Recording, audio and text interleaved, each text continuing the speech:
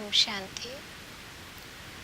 आज हम सभी ब्रह्मा कुमारीज के मेडिटेशन कोर्स के बारे में जानेंगे। हमने कोर्स तो बहुत किए हुए हैं, लेकिन ये ब्रह्मा कुमारीज का मेडिटेशन कोर्स ऐसा है जिसमें हमें मन की शांति, सकारात्मकता, जीवन जीने की कला, कैसे हम एक दूसरे से मिल के रहें, संबंधों को हम कैसे ठीक करें, ये सारा मेडिटेशन में हम जानेंगे। सबसे पहले हम सभी जानेंगे कि मेडिटेशन क्या है। दुनिया में मेडिटेशन कोर्स कराने वाले भी बहुत हैं, लेकिन ये एक ऐसा मेडिटेशन है जिसमें हमें मन की शांति मिलती है। मन को हम कैसे कंट्रोल करें, ये हमें सीखने को मिलता है। आज इतनी भाग दौड़ की ज़िंदगी में हम सभी स्वयं के लिए तो समय ही नहीं निकाल पा रहे हैं। हम सबको समय देते हैं, लेकिन अगर हम ध्यान दें 24 घंटे में से क्या हम सभी खुद के लिए भी थोड़ा सा टाइम निकालते हैं? तो यही जवाब आता है नहीं। तो आज से हम सभी को सिर्फ अपने लिए आधा घंटा निकालना है, और इस आधे घंटे में हम ये जानेंगे कि मेडिटेशन क्या है, हम कैसे करें और क्यों ज़रूरी है हमारे लिए। तो आइए हम जानते हैं मेडिटेशन का फर्स्ट लेसन क्या है।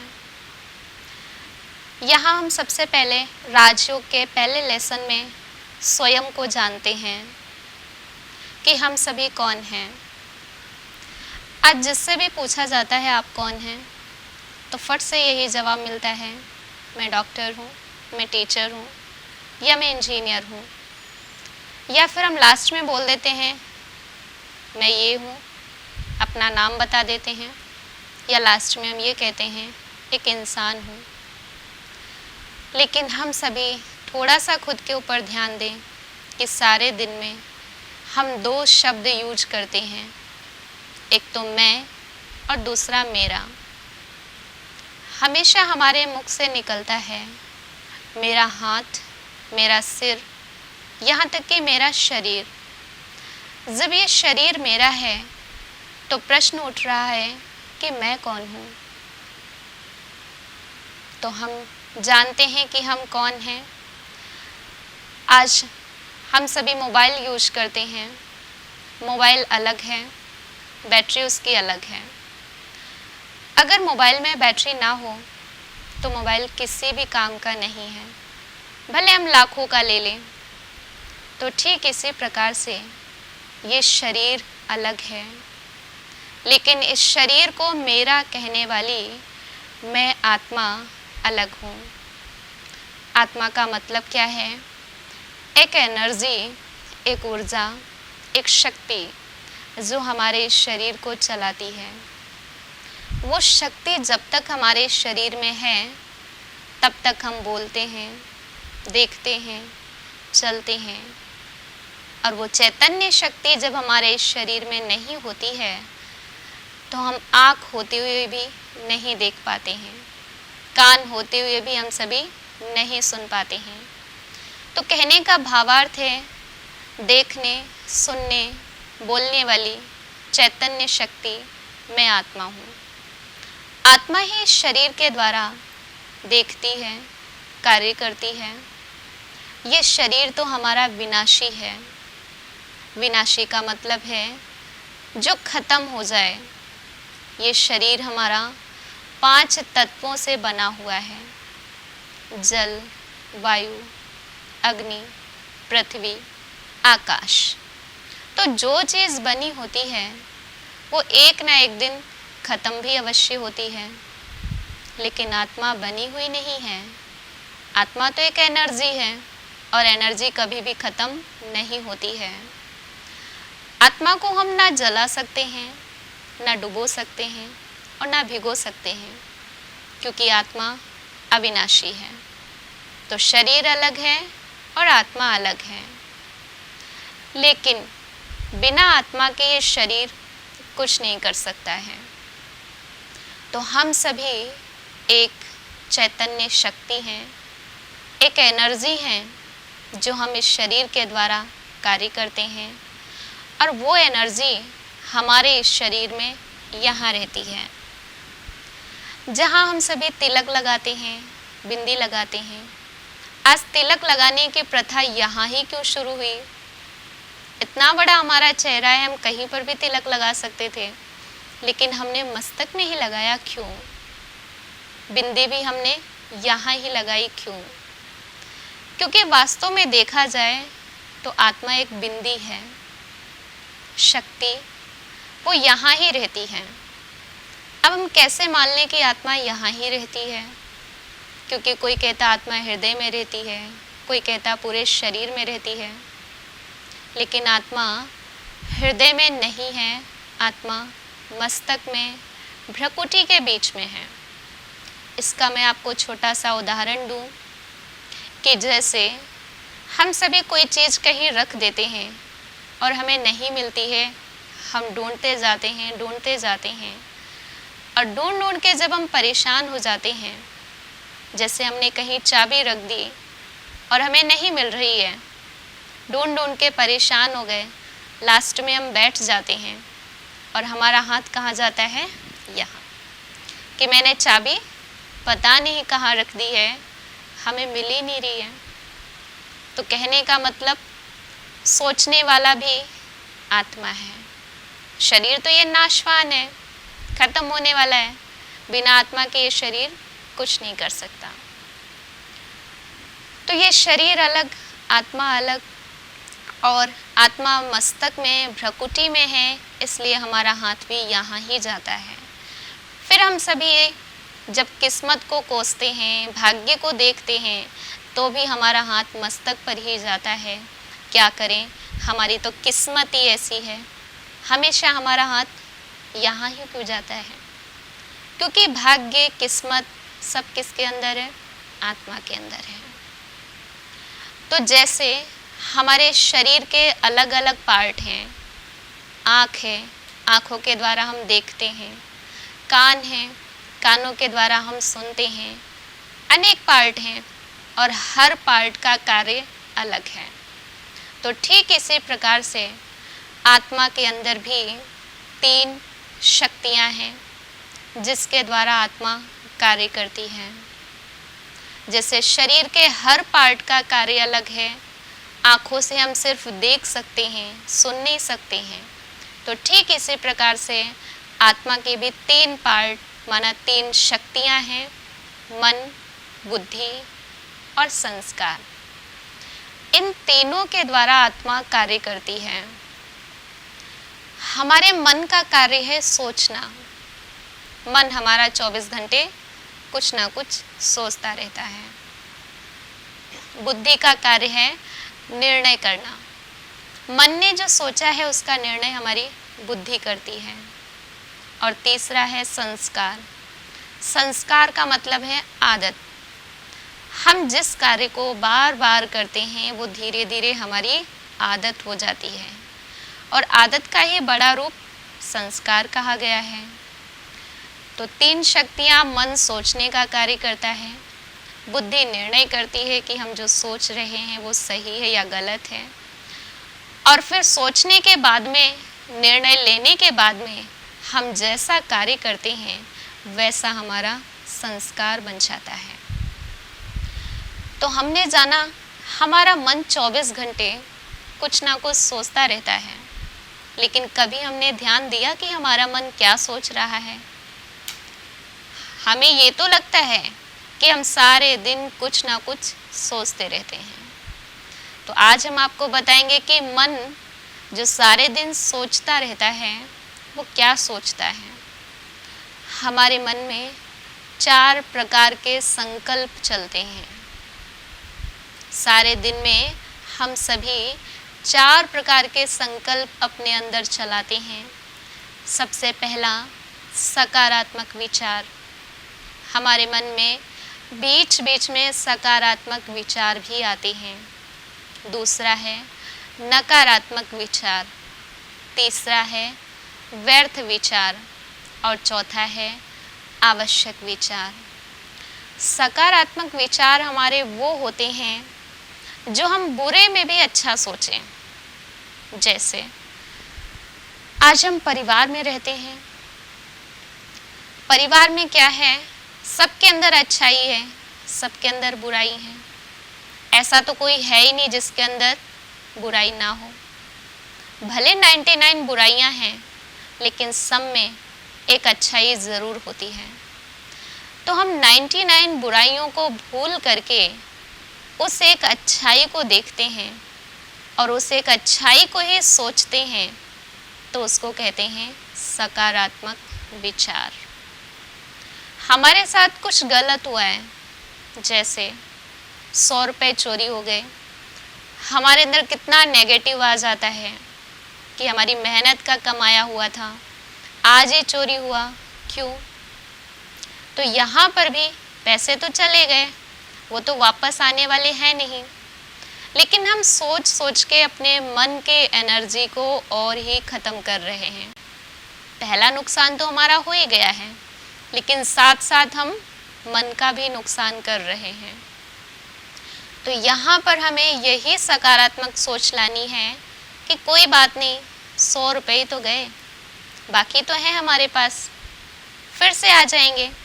शायद वो हमारे भाग्य के नहीं थे, क्योंकि हम सभी सिर्फ अपनी सोच को बदल सकते हैं।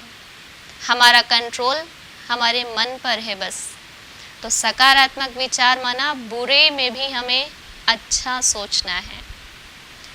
नकारात्मक विचार वो होते हैं जैसे बदला लेने की भावना, कि उसने मुझे 2 बातें सुनाई हैं तो मैं उसको 4 बातें सुना के ही रहूँगी।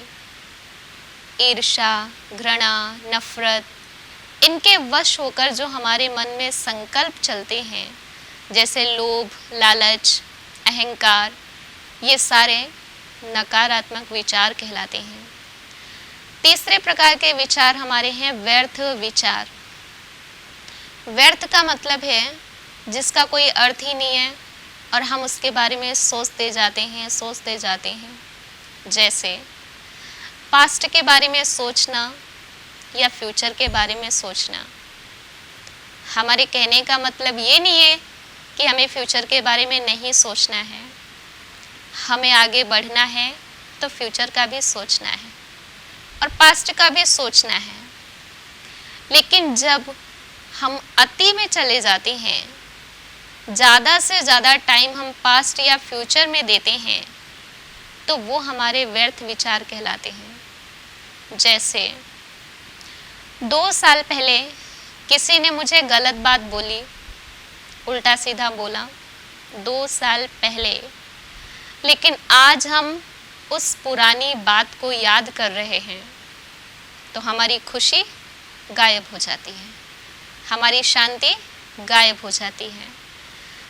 तो हमें पास्ट की ऐसी बातों को याद नहीं करना है जिससे हमारी खुशी गायब हो, शांति गायब हो। हमें पास्ट की उन बातों को याद करना है जिनसे हमारे अंदर हिम्मत आए, शक्ति आए, कुछ सीखने को मिले। ऐसे पास्ट की बातों को याद करना है। और चौथे प्रकार के विचार हमारे हैं आवश्यक विचार। आवश्यक विचार वो होते हैं जो हमारी दिनचर्या से जुड़े हुए होते हैं। जैसे आज मुझे कहाँ जाना है, किससे मिलना है, क्या करना है, जो हमारे दिनचर्या से जुड़े हुए हैं, ये हमारे आवश्यक विचार कहलाते हैं। तो हमने ये 4 प्रकार के विचार जाने, सकारात्मक, नकारात्मक, व्यर्थ और आवश्यक। अब आप ही बताइए कि इसमें सबसे ज़्यादा हमारे अंदर विचार कौन से चलते हैं? तो हम सभी यही कहते हैं कि नेगेटिव, लेकिन वास्तव में देखा जाए तो सबसे ज़्यादा हमारे अंदर विचार व्यर्थ चलते हैं। हम सभी कहीं पर भी बैठे हैं, कुछ भी कर रहे हैं, लेकिन एक बार हम खुद के ऊपर ध्यान दें कि हम क्या सोच रहे हैं, तो हम यही पाते हैं कि या तो हम पास्ट का सोच रहे हैं या हम फ्यूचर का सोच रहे हैं। तो ज़्यादा से ज़्यादा टाइम हमारा व्यर्थ में चला जाता है, पास्ट या फ्यूचर में। लेकिन हम सभी को ज़्यादा से ज़्यादा समय वर्तमान में देना है, क्योंकि जब हम वर्तमान में अपना समय देते हैं तो हम किसी भी कार्य को सफल कर सकते हैं, अच्छी रीति से कर सकते हैं, क्योंकि जहाँ हम मन लगाएंगे वो कार्य हमारा अच्छी रीति होता है, सफल होता है। तो आज से हम सभी यही करेंगे कि जो कार्य हम कर रहे हैं उसको मन लगा के करेंगे, वर्तमान में रहकर करेंगे। तो ये 4 प्रकार के विचार हमारे अंदर सबसे ज़्यादा व्यर्थ और धीरे धीरे व्यर्थ ही नेगेटिव का रूप ले लेता है। फिर उसके बाद धीरे धीरे आवश्यक विचार हमारे अंदर आ जाते हैं और लास्ट में फिर सकारात्मक। सबसे कम विचार हमारे अंदर चलते हैं सकारात्मक, और होना चाहिए सबसे ज़्यादा। तो ये 4 प्रकार के विचार जो हम चलाते हैं, अब हमें अपने विचारों को सकारात्मक बनाना है, उसके लिए ही हम मेडिटेशन करते हैं। तो ये तीनों शक्तियाँ माना आत्मा के मन, बुद्धि, संस्कार, ये तीनों आत्मा में ही हैं। कई बार हम सभी कहते हैं मन में आत्मा होती है। कईयों का मानना है कि आत्मा कहाँ रहती है? मन में रहती है। लेकिन हम सभी इस बात पे ध्यान दें कि मन आत्मा की शक्ति है। मन आत्मा में होता है, ना कि आत्मा मन में। जैसे हम यही कहते हैं कि हमारे शरीर में आँखें हैं, ये नहीं कहते हैं आँखों में शरीर है, मतलब शरीर का पार्ट आँखें हैं। तो ठीक इसी प्रकार से आत्मा की शक्ति है मन, तो मन आत्मा के अंदर है। दूसरी शक्ति बुद्धि। हमने जाना बुद्धि क्या करती है? निर्णय करती है। मन ने जो सोचा है वो सही है या गलत है, उसका निर्णय हमारी बुद्धि करती है। अब हम सोचते हैं कि कैसे हम पहचाने मन क्या सोच रहा है और बुद्धि क्या कर रही है। जैसे हमारे मन में विचार आया कि मैं चोरी करूं, कोई सा भी हम गलत कार्य करते हैं, शुरुआत कहाँ होती है? हमारे मन से होती है। मन में विचार आया कि मैं चोरी करूं, तुरंत हमारे अंदर से एक आवाज़ आती है, कोई देख लेगा तो जो ये आवाज़ आई है कोई देख लेगा तो, ये हमें बुद्धि इशारा दे रही है कि तुम्हें चोरी नहीं करना है, क्योंकि कोई देख लेगा। तुरंत ही मन क्या कहता है? दुनिया में तो बहुत सारे लोग चोरी करते हैं, हम भी कर लेंगे तो क्या बड़ी बात है।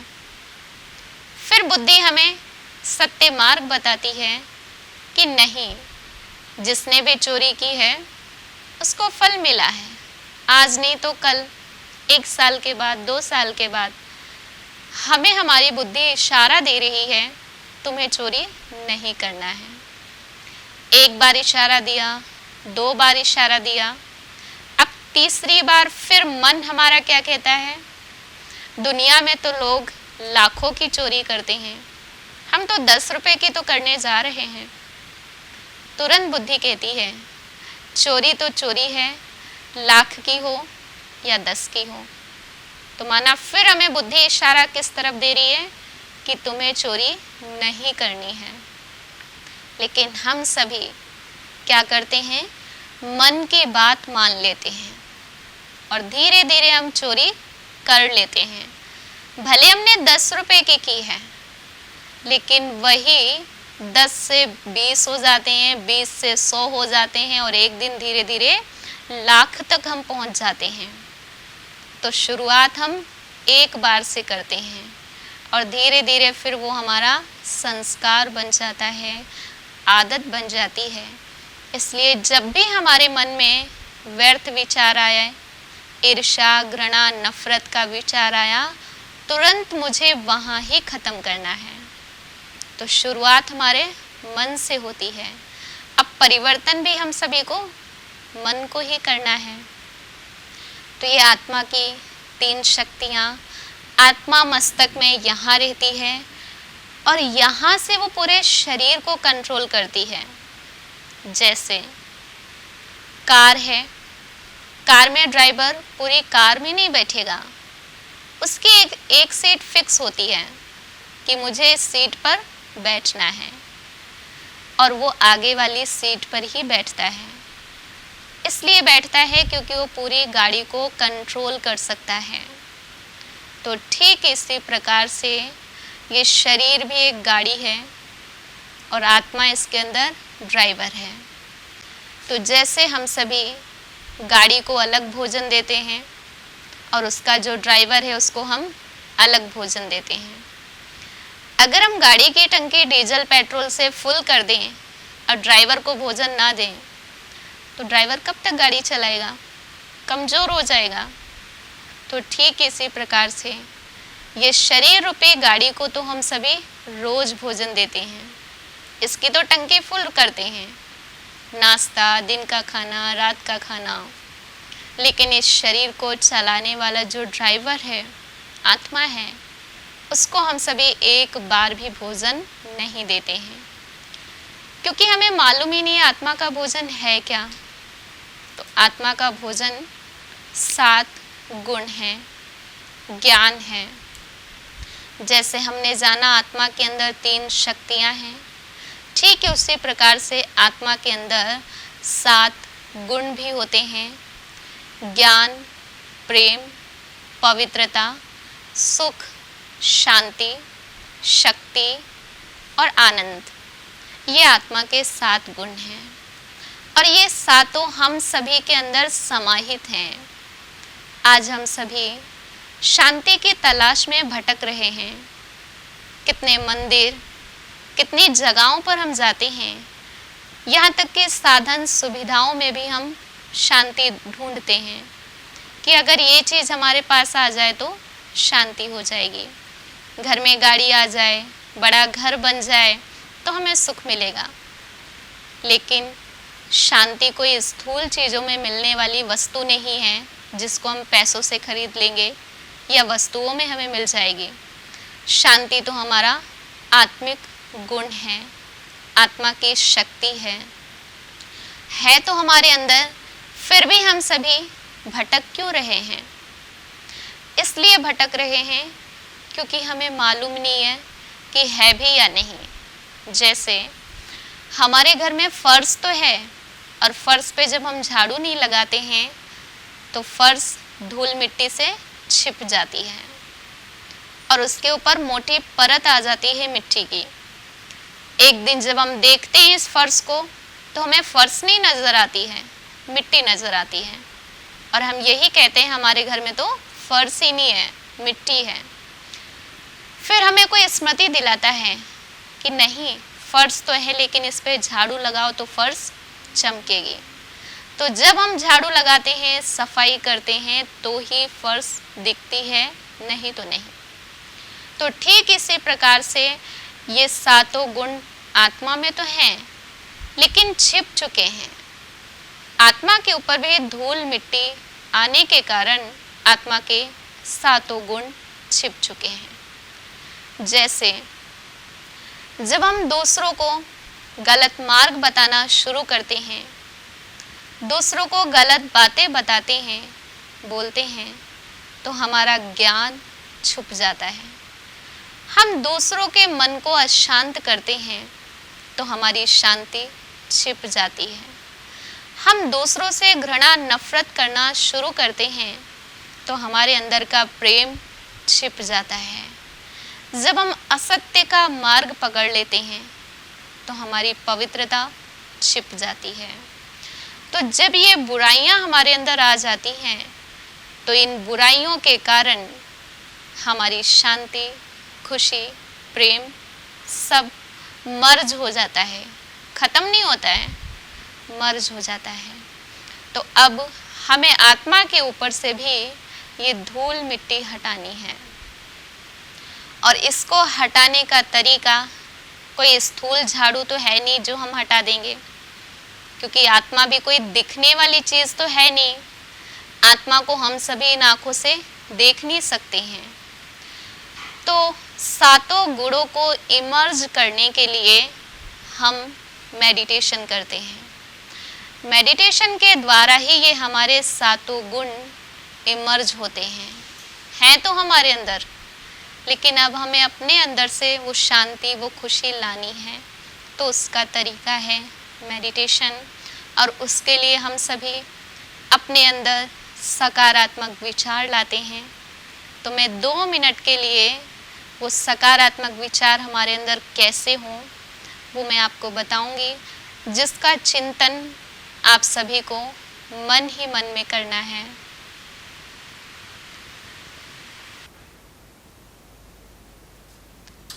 ओम शांति।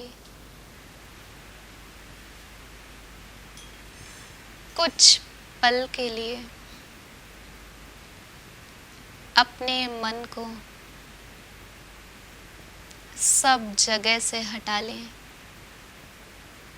व्यक्तियों से,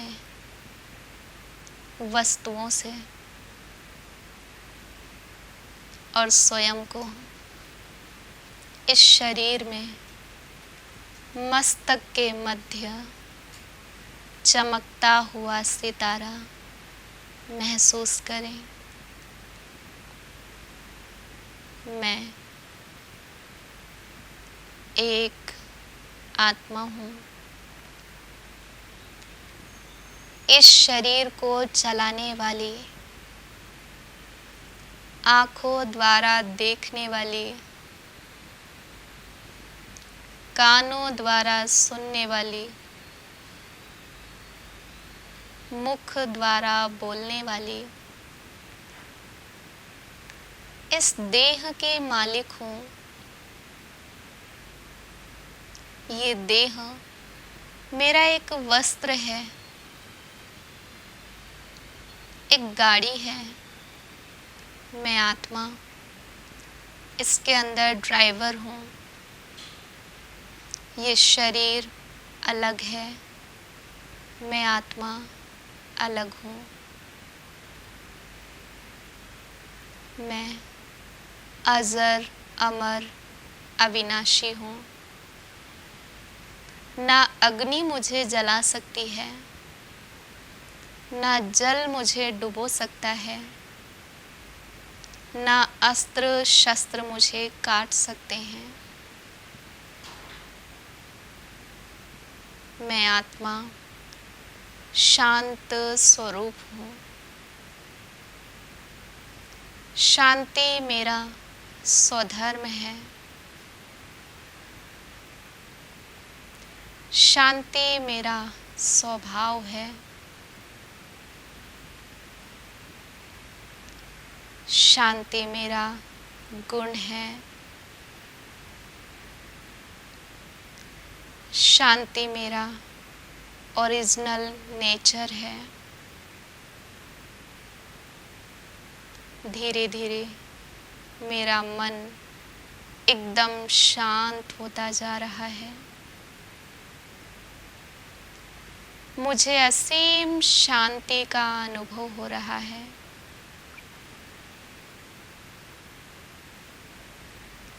ओम शांति। ओम शांति। ओम शांति।